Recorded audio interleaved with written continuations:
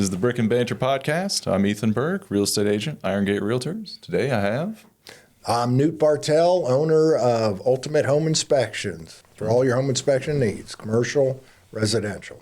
That's awesome. How long have you been doing it? Full-time since 19. That's cool. And my background, I design and build custom homes, 96 till 2010, and then had to switch when the market got tough, switched over to renovation. And while I was renovating, I had an agent that actually I had given me homes to build. She came to me and said, "Hey, can you look at a house for us?" And I thought, yeah, I'll go take a look at it. And I went over there and gave him my opinion, and she's like, "Thanks." And I got paid for it, and I was like, well, that's kind of crazy. So got a little bit more interested, and at the same time was very busy. I owned a company that did renovation, remodeling, kind of everything that you would have in your post-inspection. And at the same time had a commercial cleaning company. So it was busy. Yeah. And I just needed to figure out a way to slow down life a little bit and yet still grow a company. Yeah. And so of the three options, which is home inspection, renovation, remodeling, commercial cleaning, I thought, is there the opportunity in home inspection to grow a company, which is a multi-inspector company, and be able to systemize it, be able to take it to different places, different cities if you wanted to. And I found a group at the time was called Mastermind out of Texas, and you go down there and you meet them, you coach, and it really helped with the marketing side of things, with the business management side of things. So in 2019, I sold what was Total Home Pros at the time. And in 2020, and this was right during COVID. Yeah. So you can imagine during COVID, you own a cleaning company and you're pretty popular. What are you using for this? We had people that had us in office buildings when no one was there. But they had you there every day just in case somebody came through. It was crazy. It was crazy. So sold that then in 2020 and started Ultimate Home Inspections in 2019 as a business. So I've been doing it full time since then. How'd you come up with the name?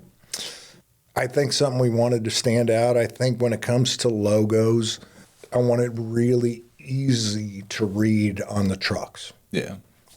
So with our Total Home Pros trucks, when we had those. And that was the cleaning business. Total Home Pros was the renovation, then Total Pro Cleaning, ironically, was the cleaning. And it was confusing. Yeah. It was confusing. So with Ultimate, I wanted a one-word impact that could then be logoed on a truck, logoed on a shirt, where, UHI, but Ultimate Home Inspection. So that's I wanted something that says, hey, we're the best. If you're going to do anything in business, be the best in the business and represent it that way. So I think... I've used you guys a bunch of times. You guys do an amazing job. Yeah. Oh, I hope so. And we'll go into that a little bit too in the training. With my background, it's a pretty natural shoe-in. Okay. I had one realtor that said, well, it's kind of like the doctor becoming a nurse, with the education that I had. And I think that's a great compliment, but at the same time, the amount that I've learned different with inspections. Yeah. That it's good to understand the structure. It's good to come out of the building industry and say the structure's really good. Yeah. Basis, I know footers, I know this, I know that. But now you jump into inspection. Now all of a sudden you get mold. Yeah. You get moisture intrusion. You get a home built in the 1850s. Because of the passion of construction, you want to learn. And I think that's what makes any inspector good is it's easy to go through the checklist and become a everyday home inspector. Here's what they taught me at school. Now I'm checking all the lists. You have to want to know why. Yeah. Now, as a home inspector, we don't have to give the why. If we see a deficiency, we can say there's water leaking into the basement. Okay, have a contractor out there to determine why. Yeah. Yeah, no, I want to know. Yeah. And that's what I tell my other inspectors is. You want to have to go the next level. You have to have a passion for the result. Yeah. And you owe that to the customer to take it as far as you can. Every home is a little bit different. Yeah. Of course, you get your some cookie cutters that you're like, this is normal. But man, then you get that unique one, and that you're like, even this little tweak on this wall, whatever they did was cool. You know, I did a house built in the 1950s that would have at the time been a production home of that time. Yeah. But the tile work in it was phenomenal. It was still alive, you know? And it's like they put so much time into that where now we'll just throw a fiberglass unit in there or something like that. So the industry itself is fun. I love it. I think there's a lot of growth in it. I think you definitely like protecting people. Yeah. I think, weren't you telling me a time where you guys were inspecting a house and you saw that the electrical was just haywire, like a week later the house burned down? Yeah, yeah. It's and they actually had an electrician in between our inspection, and when it burned, they had an electrician in there doing work. So Lord only knows how and why it happened, but I know it was one where we're like, there's some pretty good electrical issues, and luckily nobody was hurt. I think the lady was out of town. That's good. So luckily nobody was hurt, and you do feel like you want to protect people with it, especially the buyers that don't know. You know, I was talking to a realtor the other day, and another realtor from their office is new, Yeah. you know, brand new, and walked up to him and said, hey, what does HVAC mean?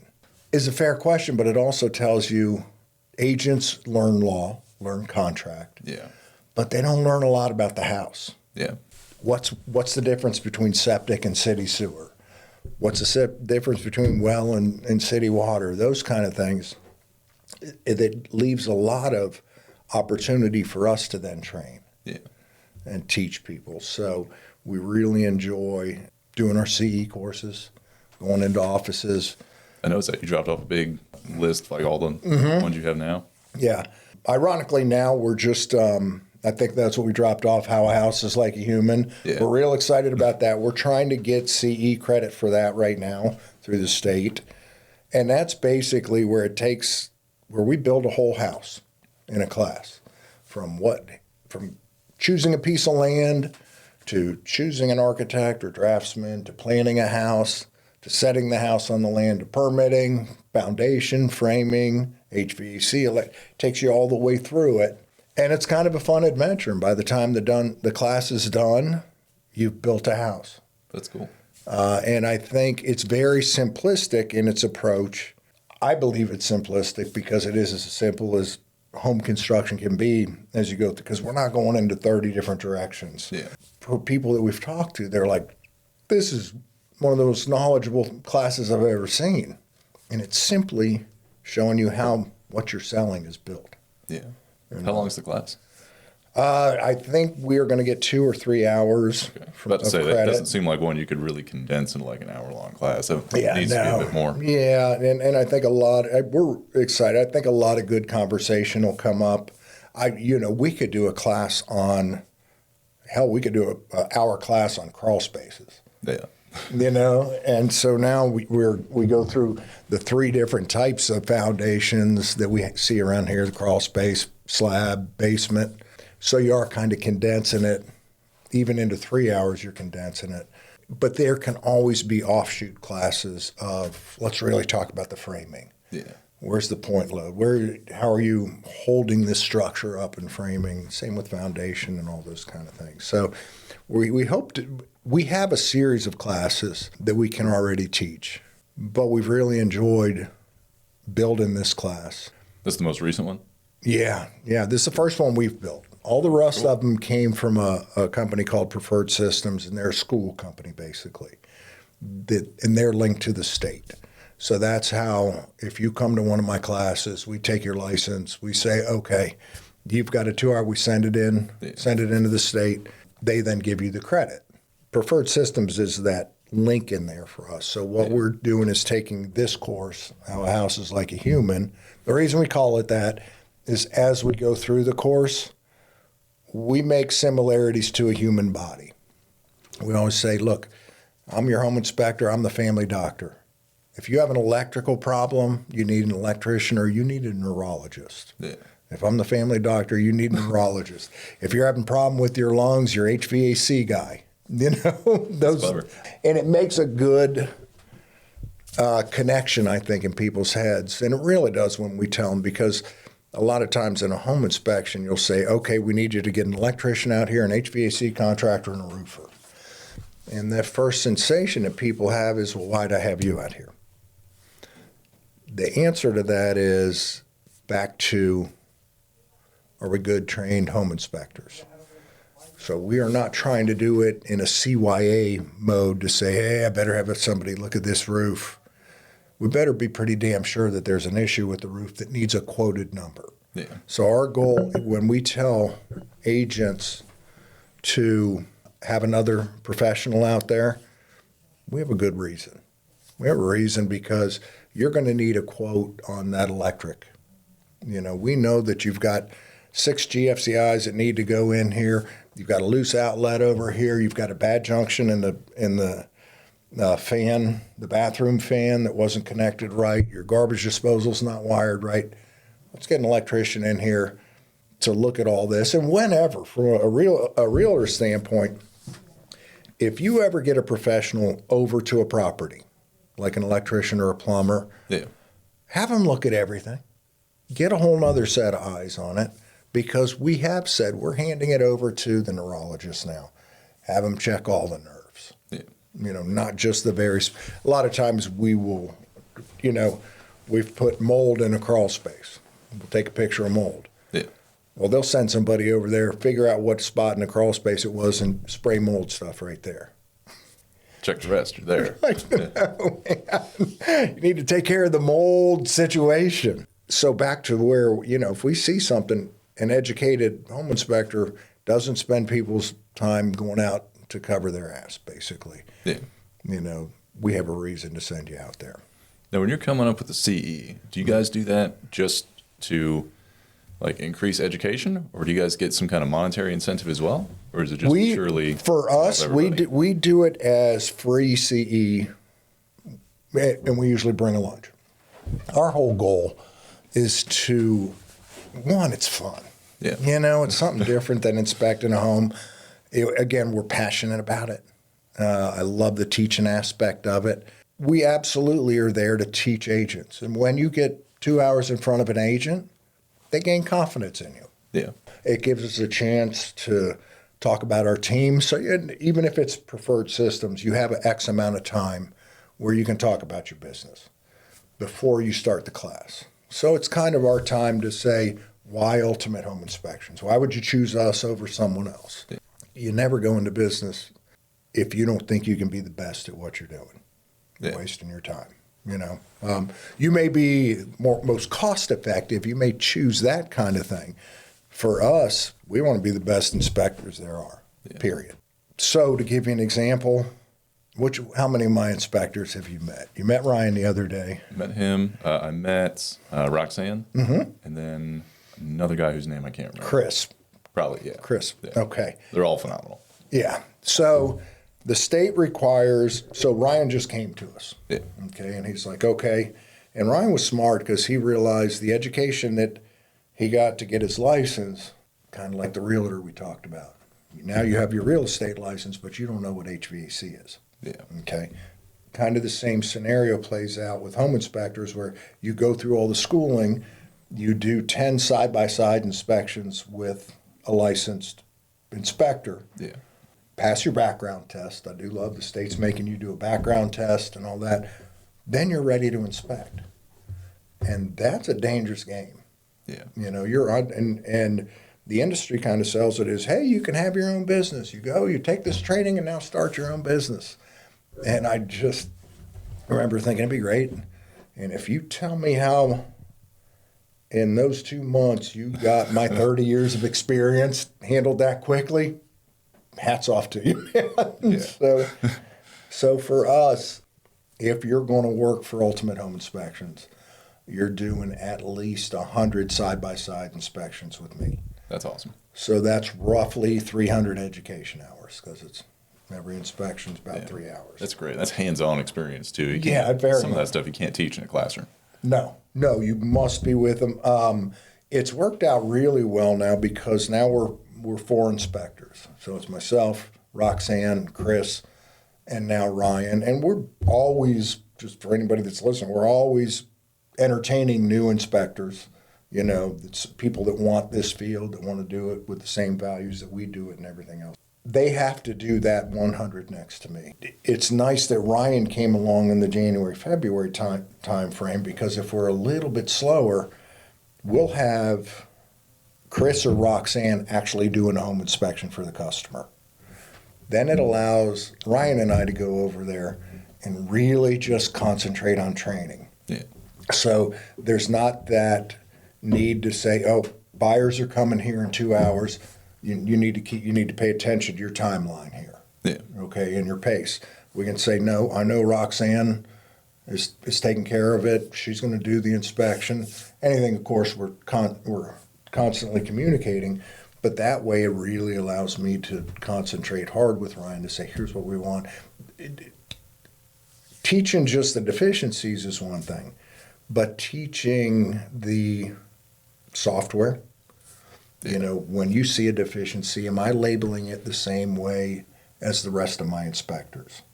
Whether it's Newt or Roxanne or Chris or Ryan, we should all be hitting the same deficiency. Yeah. And there's thousands of deficiencies, from that junction's not properly terminated. Somebody else may say the wiring is not correct here. Yeah. And so trying to get all those to jive, I think, is tricky. And then the quality of the report. And what we do find is that's 50% of it. So now we got 50% done. We've got a great report. We've got an accurate report. We were on time. We were professional.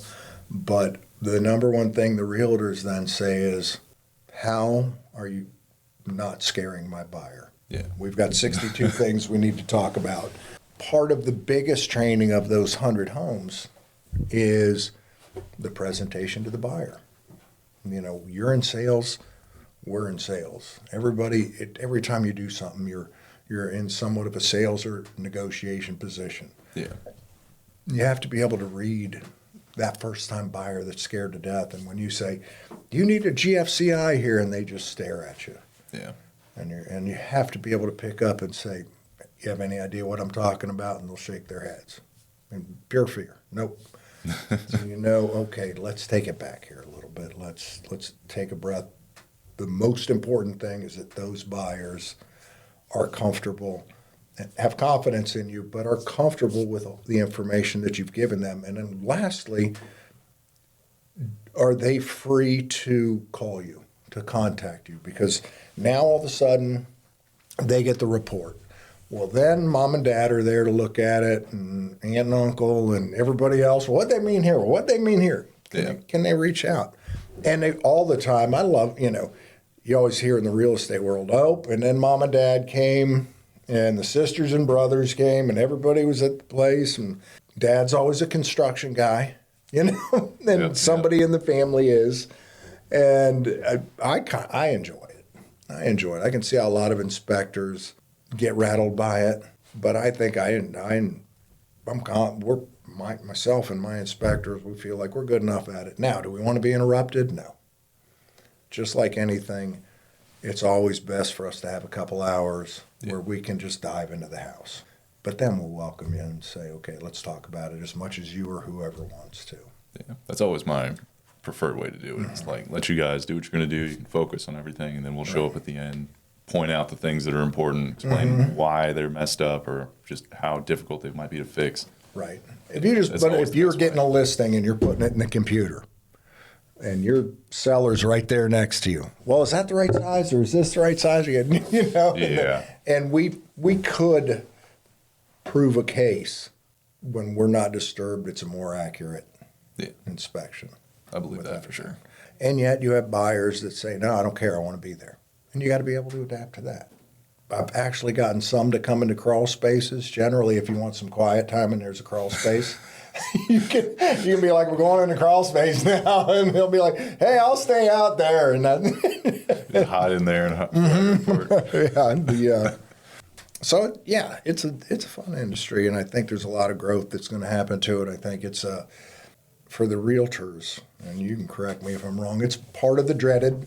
It's a little bit of the dreaded spot of the transaction because you're not 100% sure what's going to come out of it. And so there's that nervousness kind of like there is with the appraisal. It is a great opportunity also to help protect your buyer or whoever. Totally. Like I've had you guys out to a house, and when I was walking around and I didn't notice anything wrong, and I remember there was one specifically we did recently where there was a tankless water heater, and I just looked at it and I was like, awesome, a tankless water heater. It looks like it's set up right. And I think it was Roxanne came out, looked at it and said, oh yeah, this way it's situated, it's not vented properly. There's no way to attach a cleaning kit to the bottom of it. The whole thing needs to be moved. I never would have known that because I'm not a plumber. I don't know anything about tankless water heaters. Right. But she caught it like that, and that was just, that was a big find. And she's great because she wants to learn. Yeah. She constantly wants to learn. It does stuff like that you've got so much emotion going into it with your buyers, and you do want to protect them. You don't want to hit them out of left field, but you also don't want them to get in there and be shocked. We do drain scopes. That's where we're looking at the sewer line from the house to the street. The reason I decided to start doing those is because we had a young couple, first-time buyers. They got into their house, and 2 weeks later, that agent called me and said, their house is backing up, and they just got a quote, and they signed off on it, and they're scared to death. It's $20,000. Yeah, those main drains are serious. It was a ranch that was 50 foot off the road. It's a $5,000 fix. Okay, so they got taken advantage of a little bit, and it really just made me mad. It's like, that's not fair. So that's when we bought the scopes, and we said, look, it's best for any buyer if they keep problems within their own wheelhouse. Yeah. Now, what I mean by that is a lot of times we'll tell buyers, if you get into the house and all hell breaks loose for one reason or another, and sometimes all hell breaking loose is a wet spot on a ceiling around a chimney. Sometimes it's a clogged drain. Sometimes it's a light switch that doesn't work. The inspection certainly isn't perfect. And sometimes it's got nothing to do with the inspection. But if buyers know, Ethan, you're going to say, call me first. Don't freak out and just call anybody that you can get on Google. Yeah. Always use your resources first. For example, drains. The drain people that we work with, we know they're good. We know they're fair. We know they're not going to take advantage, and we know you're going to get better service because we're a referral network. Yeah. You don't refer somebody out unless you trust them because your name's riding along with it anyhow. 100%. So having buyers that understand, okay, there's an issue. We're going to call Newt. We're going to call Ethan. That's our start point. Yeah. Okay, and let's see where we go from there. It does a lot of things. It doesn't let people's minds go awry, saying, "Oh, that guy missed on the inspection. Why'd you recommend that inspector?" Blah blah blah. It's because emotions go high when things aren't right. So it's a much easier path to say something's not going to be right. It's a home. It's a 40-year-old home. It's a 50-year-old home. So when issues do arise, go the right path. Yeah. And things will get taken care of in a timely, economical fashion. Yeah. Because at the end of the day, it's just parts and pieces, man. Yeah. Yeah, there's no such thing as a perfect house. Yeah. There's always going to be something. Yeah. I remember talking about the drain scopes. I remember you specifically helped me out on a property. It said it was city sewer, and we go in there with the drain scope. You plopped it right down into a septic tank. Yeah, that's right. Nobody knew it was there. Yeah, we're like, where's this thing going? How'd that come out? That turned out like really good. It was kind of scary at that point because we had no idea. The owner had no idea it was there because he bought it as like a flip. So he genuinely did not know. Obviously, we have no idea when this thing's been cleaned or taken care of or what state it's in because nobody knew it was there. So we had to have somebody come out. We had it drained, looked at it, ended up being fine. That's and cool. The owner was cool with it. He didn't mind. But that was a big surprise. And if we hadn't found that, that'd have been a big issue at some point. Yeah, if something happens to it at that point, you're like, no, the whole leach. And I'm really glad that it went the right direction as far as maintenance and stuff. Yeah. Because those are big hits. That was a big surprise. It's back to a little bit buyer's knowledge and realtor's knowledge and those kind of things. You're experienced. I'm experienced. And here we're thinking city sewer the whole way. Yeah. And you find something different. That's why you do it. Yeah. That's why you do it. I want to hear some other horror stories. All right. I can ask me a question. I'm trying to think. Crawl spaces are always they're always adventurous. Yeah. And so often people will just say, I've lived here for 20 years. I haven't even thought about going down there. And they're always a fun little ecosystem.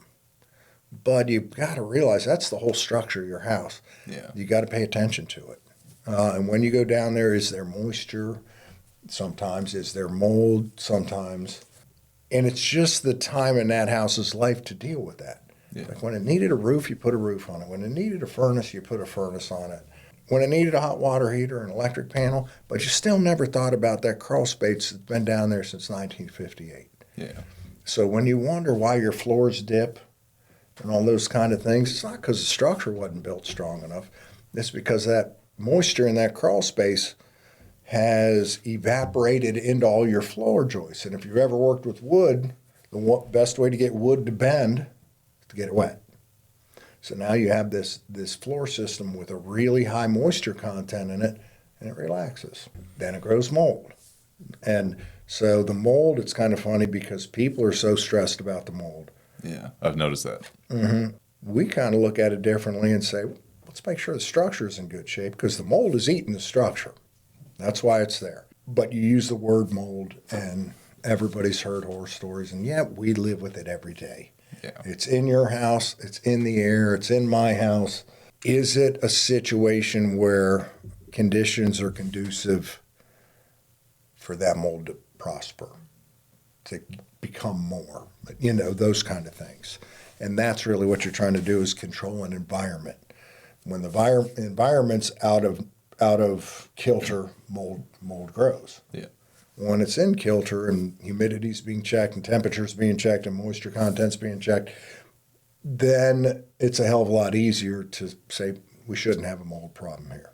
Sometimes you'll go down there, back to your stories, but you don't see as much down there as you'd think. I have yet to run into a live snake in a crawl space. I have in basements and I have in attics. I've gone in an attic and opened the panel, and I'm like, man, that's about a 6-foot snake. Of course, it was probably like 10 foot when I saw it, but it was a black rat snake, and I closed it, and I got down, and I'm like, that was a damn snake. Now what do? So I told the owner, I'm like, got a snake up there. And so it's always an adventure. Always an adventure. Mice, some people are real crazy about mice in their attic. 70% of homes have some sign of mice in their attics. I didn't know it was that high.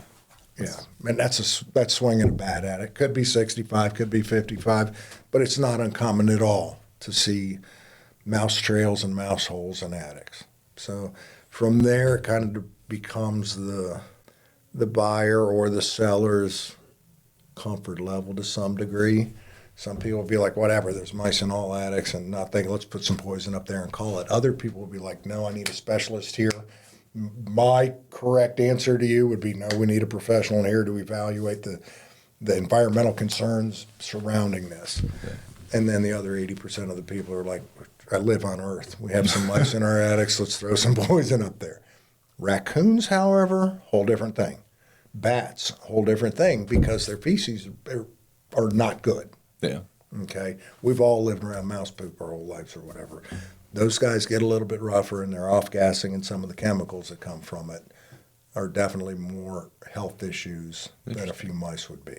I would have assumed that from raccoon, just because the poop would be bigger. It'd be like having a cat living in your attic pooping. It's exactly what it is. It was like it's exactly what it looks like, a cat without a litter box. I didn't know the bats were that. You know what?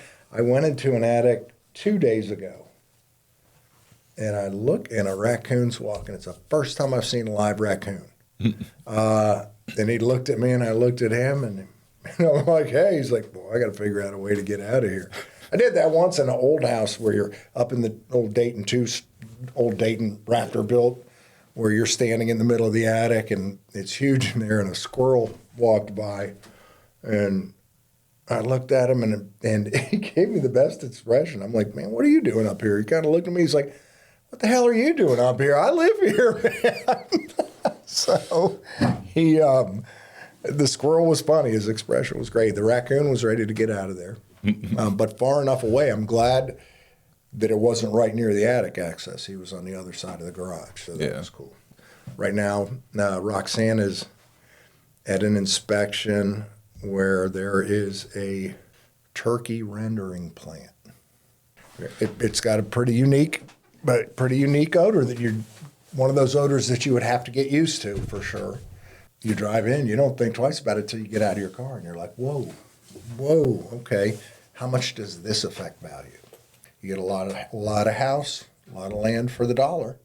Yeah, I remember somebody was telling me he was a real estate agent. He was helping somebody buy a house, and they go out to see it, and it's right next to a main road, and it's just the loudest thing ever. And he's like, "There's no way they're going to want this." And they walk in there, and they're like, "This is amazing. We're from New York. We love this noise." I feel like I'm at home. Perfect. Mm-hmm.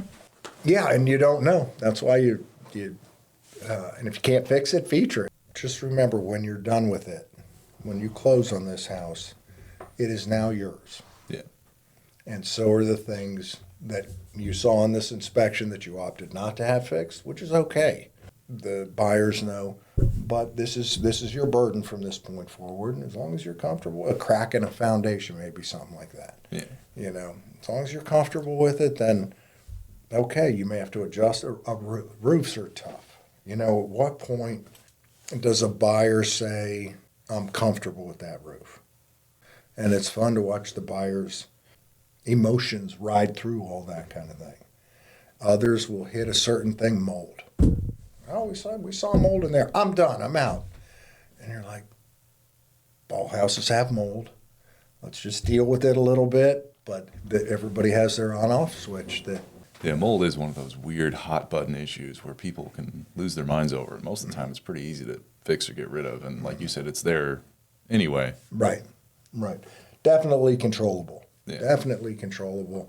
For those who aren't scared of mold, that gives them a buying advantage for sure. Because then they're like, oh, I know exactly how I'm dealing with this. You go in, and even if you have to disclose it, when you go to sell the thing, you don't mind doing it. You're like, here, we came in, we mitigated the mold. We had a mold test done for air quality. We had it done the next year. You're welcome to do it as a buyer. The mold is never the issue. Yeah, it's always what's causing it. The condition is the issue. Yeah. So if you know you've taken care of the wet basement, the concrete block, concrete block basements are always tough ones because they were all put in the 50s and 60s, and now they're starting to show that sign of stress. They start bleeding, if you will, a little bit, and that's what brings the high moisture content in those old basements. Yeah. So should they just get like a dehumidifier or something down there? You do. You need to pay, when it comes to the old block foundations, Yeah. It's kind of like the crawl space. It's time in that house's life where that foundation needs a little bit more love than UGL paint on it. Yeah. It's a block basement fails because of the pressure, what's called hydrostatic pressure, the outside pressure of the mud pushing on the wall. And so if you don't figure out a way to relieve those pressures, so when we built all these homes in the 50s and 60s, they didn't have sump pits, they didn't have good drainage plans underneath that relieved all this water pressure off of these walls. So now you're 60 years into it, and that water pressure, it never takes a day off. Yeah. And it goes, and it's remarkable how well the walls do. So now it's time to get a foundation guy in there to relieve that pressure, put a drainage system in there, sometimes strap or fix the walls. Now you go back. Now you're ready to concentrate on mold if there is. $20,000, as expensive as it sounds, does a lot of work on a house. Yeah. That's good in those situations. And it may not be 20. It may be 8. It may be, but it's not usually going to be much more than that. Foundation things are one of those quirky things. I don't want anything with a foundation issue. I always tell people it's okay. Just do it correctly and get the correct paperwork to follow with it, because most foundation companies will give a lifetime warranty. I'm going to go find all the houses I can with foundation issues because I'm going to buy them way cheaper, and then I'm going to have foundation guys that are good, reputable foundation guys, not a guy that just went into business, but one that we know has been beat up quite a bit through time. Just like old inspectors and old, contractors, you've been beat through a lot of experience. So that's the kind of foundation guy you want too. So I'm going to have Scott's our social media guy. Yeah. He's actually the one that built the course. It's my brain. Yeah. And I'm like, look, man, you've got to be the one to put this. And so we've used, and a year and a half ago it was hard because we couldn't use whatever picture. Yeah. 100% picture based. And he's like, nope, with the onset of AI, we can make pictures. They do a pretty good job. They get you pretty close. It's not exactly what's in your mind. Probably the freakiest thing was we had to have a picture of a family. Yeah. It's a beautiful family, man. And you're like, they don't exist. It's so weird, man. It is getting creepy. Yeah. I mean, AI is kind of creepy where you don't have any idea what you're looking at on your phone, if it's real or not. Like I found an app where literally I could turn over here, take a picture of us and say, make us put on hats and jump around, and it'll do it. Yeah. You guys are required to give 3 names. Okay. The industry comes in and says, to be fair to the buyers and to cover your ass, you need to give 3 names. And yet, if you're a coach, you want your best players. Basically, a buyer is hiring you to be their coach in buying a home. And so I think sometimes it's tough to watch you guys with your hands held on your lender, your title company. You're like, man, I can go to the national championship with this team, but I can't. Yeah. Because I've got to break the team up fairly to make sure that all of our bases are our asses covered, I guess, for lack of a better way. The one thing that I found interesting is like with home inspectors, you've got to give 3 names, right? They can be Newt, Roxanne, and Chris. Can they? Because we're all individual licensed home inspectors kind of in the assumed state it had of to be a different Ohio. company. Yeah. Yeah, I thought and actually checked me on that to make sure I'm 100% accurate, but it was a realtor that told me I'm an educator. And she said, yeah. She said, as long as you guys carry your individual license, then my rules say I have to give you 3 licensed home inspectors. Here you go. Interesting. Yeah, so it did. So I was happy to hear that. It still feels a little eerie, though, too. Yeah. You know? My wife's a realtor, and I wouldn't dare inspect for her. You know, she and even to the point of my company inspecting for her. You know, you're not in love with. Yeah, that legal. You're not legal in gray love water with right there. it. So when I have done her inspections, like I just did one, it's my son's best friend. So I'm going to do the damn inspection because I don't want anybody else there. Yeah. So those scenarios play out, but where it's just a normal transaction kind of thing, it's always best if we just step back and let it play out a different way, I think. Because I was looking at Irongate for a while because I thought being a home inspector sounds cool. I'm in and out of houses all day. I know a little bit, not hands-on, but I've watched you guys do everything. So I picked up like tiny things. And then I started going through that a little bit and found out that, well, I can't ever inspect my own homes for the people I'm helping buy. So it's not really a skill that translates well. Right. I mean, it would be kind of helpful, but it wouldn't be worth going through all that and getting that certified and that knowledgeable if I can't also do that. No, I agree. So there is that being legality said, there. If you're that realtor that's intrigued, Yeah. okay, and I have a few of them in there, and they want to know. There are several of you guys I could say, look, let me take you through the education. Let's make you a home inspector, if that's where you're real interested. And yet it's conflicting for you guys because you're like, okay, where can I make more money? If I'm going to do that kind of stuff. But you're inquisitive. You want to know. Yeah. You're interested. You sell homes because you're interested in homes. And Irongate is a phenomenal. Do you use it? You page through it. You get the education where you can. Because I believe you can take 70% of the courses free of charge. I don't remember. I looked at it years ago. And I think the amount of free stuff is remarkable. Yeah. That you can get through them.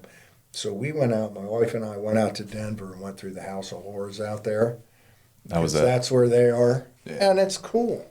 You see those water heaters cut in half. You see all those voodoo breakers, the Federal Pacific, the Zinsco, You see a fuse panel, which you see out there while you're inspecting all the time, but you're kind of getting through the inspection. Yeah. We are trying to build now a huge library of pictures. As we built how a house is like a human, we caught ourselves going to AI a lot. Yeah. Well, AI it's not 100%. It gets the point across. Yeah. But it's not specifically what you want to talk about necessarily. And so now we're really trying to build this library of photos. And Internachi has a lot of it. They've got plenty of photos that you could choose from. If I say a mana block system, you know what I'm talking about, a manifold water system where it has one stack and then blue, red, blue, red. Oh, blue. yeah, Okay. yeah. That's a manifold water distribution system. It makes for a great picture. Yeah. Especially when your house is like a human and you're like, no, this is your blood flow. And it works out great. But Internachi, for any homeowner that's intrigued, is easy enough to go online and say, what can I learn here? Yeah. It'll probably teach you enough to be dangerous, but at least you're wanting to know. And the more questions that a buyer asks, the better, especially when it's a hot spot area for them. Electric, HVAC, gas lines scare people. Just having gas in their house scares them. It's a good source to go and to have and fire questions too. And I think they've done a good job with it. Ben Gromiko, I think, is the one that started it. It is definitely an intriguing field. Like, it's definitely something I get interested in. I remember the first couple of houses I went out and saw stuff and was like, I don't know what that is. I'm going to look that up. Mm-hmm. Same thing with not that house that we went to with the septic tank, but another one that had issue with the leach field. And I was like, what the hell's a leach field? So I get online and I start Googling, like, that's how it works. Right, That's and cool. it's kind of funny because when we build that house in that class, I say, where's it go? So it's either going to go to the city or it's going to go to a septic system or it's going to go to somewhere where it's not supposed to go because it's one of those two places. Backs up into the yard. Mm-hmm. And it kind of shows you, here's what a tank looks like. Here's the primary tank. Here's the secondary tank. Here's your overflow into your leach field, with your diverter there to take you from field A, field B, those kind of things. And seeing it on paper, I think, I'm hoping will let people know, like you said, a leach field? What are you talking about? And then once you see it, you're like, oh, it makes perfect sense. Yeah. On how they do it and how it gets back to the earth without contaminating a bunch of stuff. That's pretty cool. Like, I grew up, I've always been on city water, city sewer my entire life, so I don't know very much about wells and septic tanks. So I find out stuff like that, and I want to know about it. Well, and now you've learned, which is something we can teach in the courses, if you're an agent and you're well and septic, just add another week to your inspection period. And if the sellers are too antsy for that, they know something. They don't want something looked at because if you just look at the water test, if you say, Newt, I want you out on Monday to do the inspection, we're doing a well test. We're going to test the quality and quantity of the water, okay? And we want the whole battery of tests, which is going to be, bacteria, which is your coliform E. coli. It's going to be your nitrates and nitrites, and those are your pesticides. So a lot of people still want lead, which is really pretty antiquated. I know for a fact if I get that water sample to the lab the day that we do your inspection, okay, so I do your inspection on Monday, I get it in there on Tuesday. I know that they're going to have to do bacteria in 24 hours because that's the sample. Yeah. They're not going to do nitrates and nitrites until Thursday because that's when Dayton Water Testing, the lab that I happen to use, does that testing. So we already know we're into Friday. Now you throw lead in, and all of the places where you drop off the samples send their lead samples away. Now you just bought into 2 weeks, which is why, unless there's a really specific reason, which would be age of the home, to test lead, you're kind of wasting your time on it. What's that age? Oh, Christ, when we've used lead water pipes. 100. Yeah. 100, an old farmhouse. Gotcha. You pay attention to it. And sometimes the pipes inside the house. The old galvanized pipe have a high lead content and all those the fixtures. People are yelling about fixtures from overseas, saying they're made really cheap. They're still using bad lead in them. But water testing and educating the agents that all homes are not inspected equally. They have different things. And I would never let a septic home go without having that checked out. Yeah. And having that tank pumped and looked at, because those are expensive fixes, man. Yeah. Just like the sewer scope.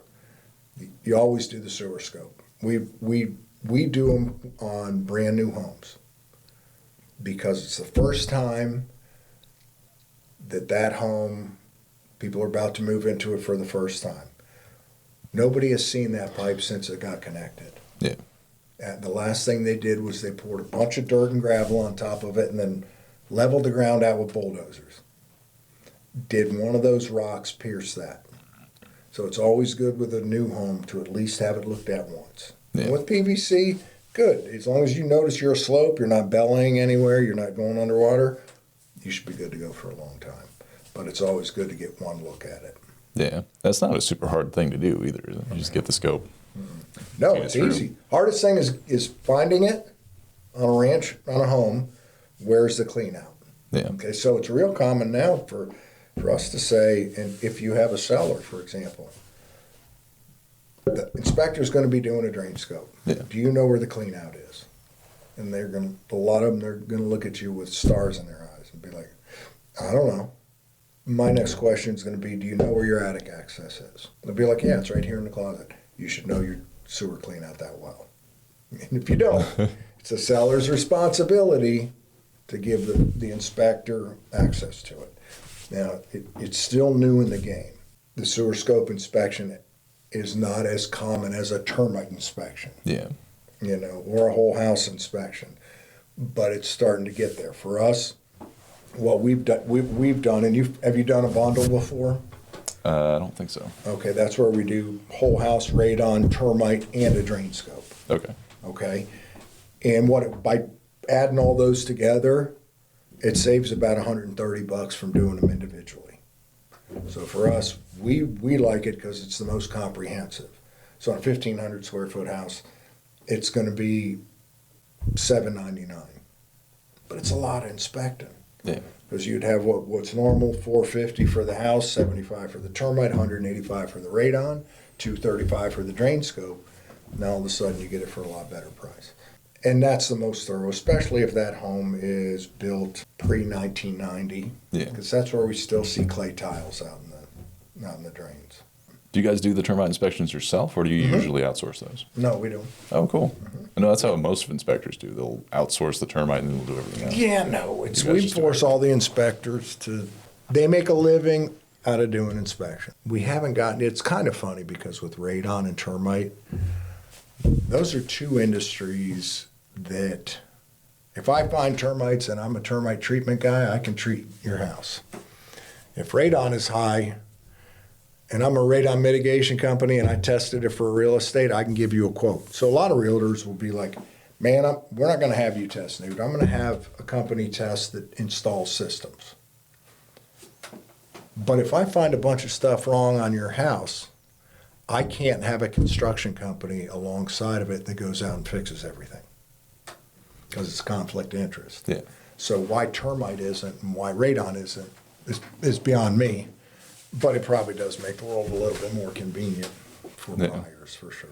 I kind of like the idea that the person who's inspecting for the radon and termite isn't also there to help sell me treatment. Right. No, it's a huge plus. Yeah. Other people look at it and say, no, I'd rather have that quote right now. But if I don't have skin in the game, Yeah. it's as accurate information as I can give you. I'll give you an example. The radon monitor is supposed to be at least 10 feet from a sump pit. Is it? Yet I just saw one recently where the sump pit was inside the laundry room, Yeah. right here in the front corner, and that radon monitor was 5 foot away from it in a different room, but still 5 foot away from that thing. It read high. Yeah. So we second guessed it and said, let's take a monitor and place it further away. And it read low. Now, all of a sudden, you got pissing contests going on. So the two realtors said, let's get an independent that we both agreed to. Yeah. They agreed to that. That independent went in and did it, and it came in low. So they accepted that.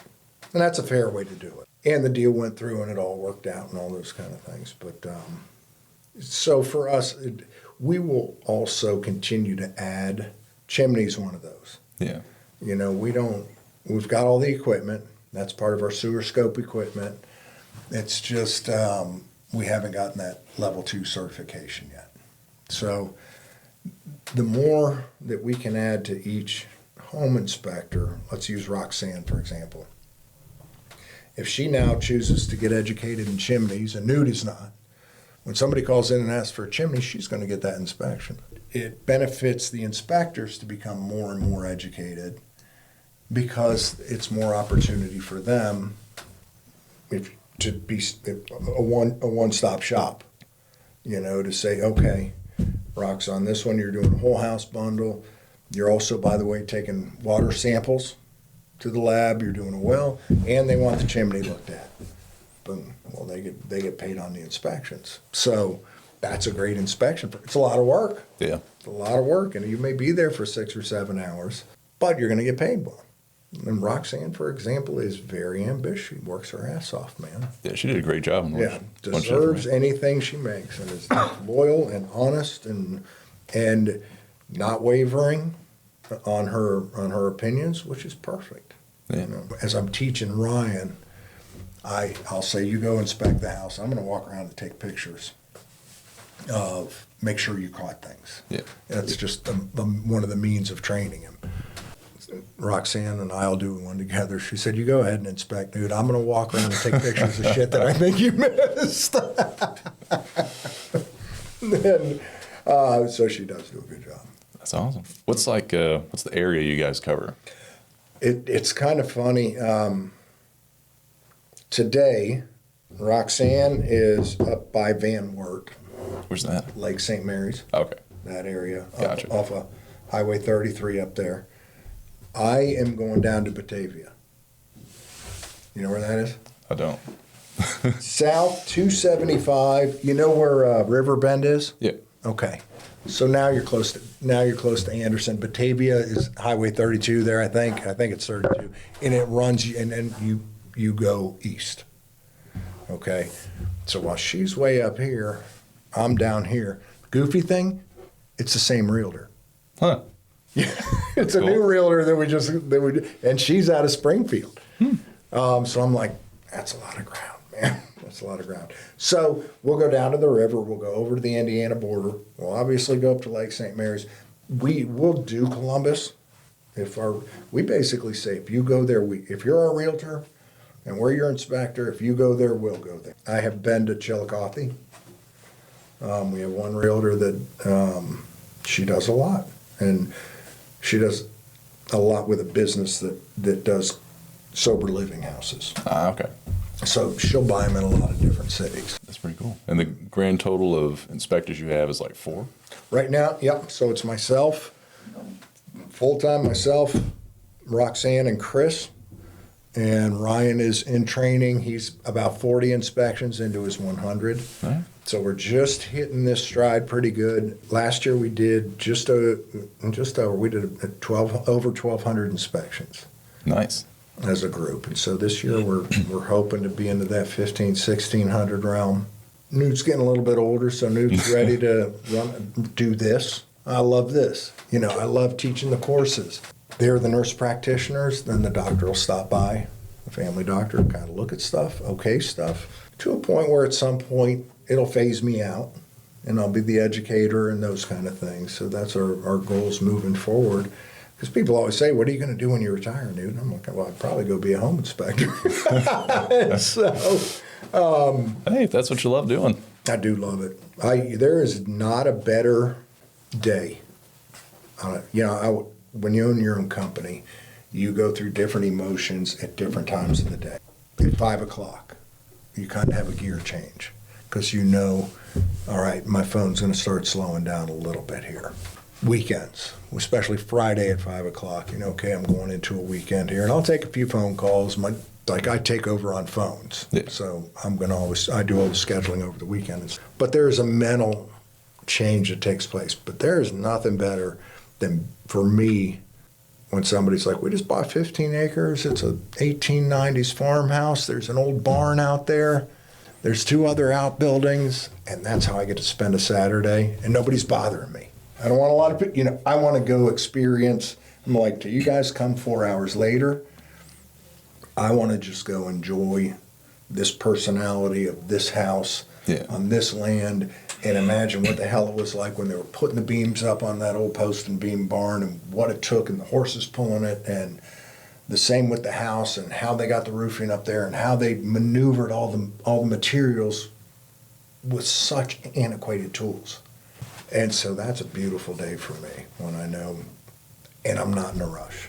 Yeah. I can go out there, and whether I spend 4 hours or 8 hours doing it, I'm not bothered, I'm not rushed. I just get to enjoy the personality of this house. That's a cool day. That's awesome. Yeah. And so, as opposed to the rush of 2, I did one this morning, I'm meeting you, now I'm going down to Batavia. Once weather changes, we kick into 3 a day. Now, hopefully, by having Ryan on board this year.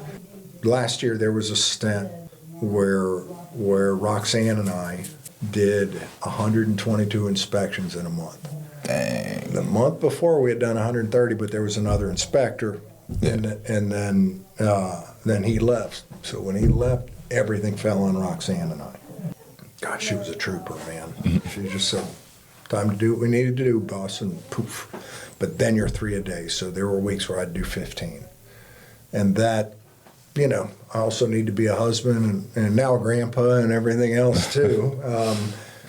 But at the end of the day, you do what you need to support your customers, your realtors, your buyers, and that's just what it takes. So hopefully going into this season now, with Ryan getting up to speed, we're actually quite a bit ahead of where we were last year. Because last year we were 3 inspectors.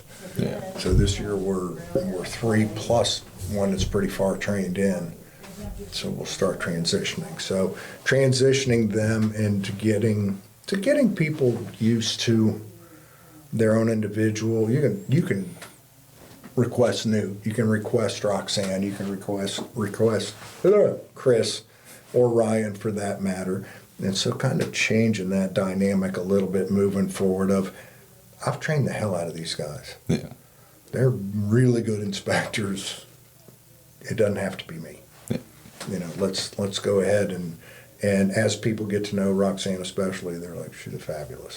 So I feel strong about my team. I'd put them up against any other team in a heartbeat.